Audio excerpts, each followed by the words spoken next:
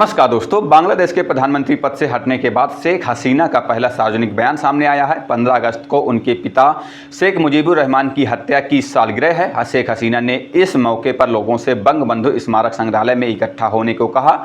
उन्होंने लोगों से इस दिन को राष्ट्रीय शोक दिवस के रूप में गंभीरता के साथ मनाने का आग्रह किया है। वहीं दूसरी ओर बांग्लादेश की अंतरिम सरकार ने 15 अगस्त को राष्ट्रीय अवकाश रद्द करने का निर्णय लिया है। इस बीच अंतरिम सरकार के चीफ एडवाइजर मोहम्मद यूनुस ने एक हिंदू मंदिर का दौरा किया है और सभी के लिए एक समान अधिकार की बात कही है।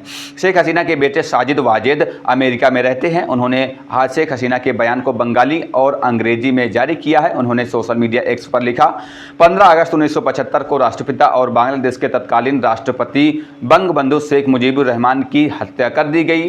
उनके साथ मेरी मां यानी कि शेख हसीना की मां, मेरे भाई और 2 भाइयों की नवविवाहित पत्नियों की भी हत्या कर दी गई थी। मेरे सबसे छोटे भाई शेख रसेल, जो उस समय केवल मात्र 10 साल के थे, उनकी भी हत्या कर दी गई थी। मेरे चाचा शेख नासर, राष्ट्रपति के सैन्य सचिव ब्रिगेडियर जनरल जमीर उद्दीन अहमद और पुलिस अधिकारी सिद्दीकुर रहमान की भी हत्या कर दी गई थी। शेख हसीना ने कई और लोगों का भी जिक्र किया है जो 1975 में मारे गए थे। उन्होंने आगे लिखा कि पिछले जुलाई से आंदोलनों के नाम पर तोड़फोड़, आगजनी और हिंसा के स्वरूप हमारे देश के कई निर्दोष नागरिकों ने अपनी जान गंवाई है। छात्र, शिक्षक, पुलिस अधिकारी, जिनमें गर्भवती महिलाएं भी शामिल हैं। इसके अलावा पत्रकार, सांस्कृतिक कार्यकर्ता, नेता, अवामी लीग और इससे जुड़े संगठनों के कार्यकर्ता, पैदल यात्री और विभिन्न प्रतिष्ठानों में काम करने वाले कई लोग आतंकवादी आक्रमण का शिकार हुए और अपनी जान गंवा दी।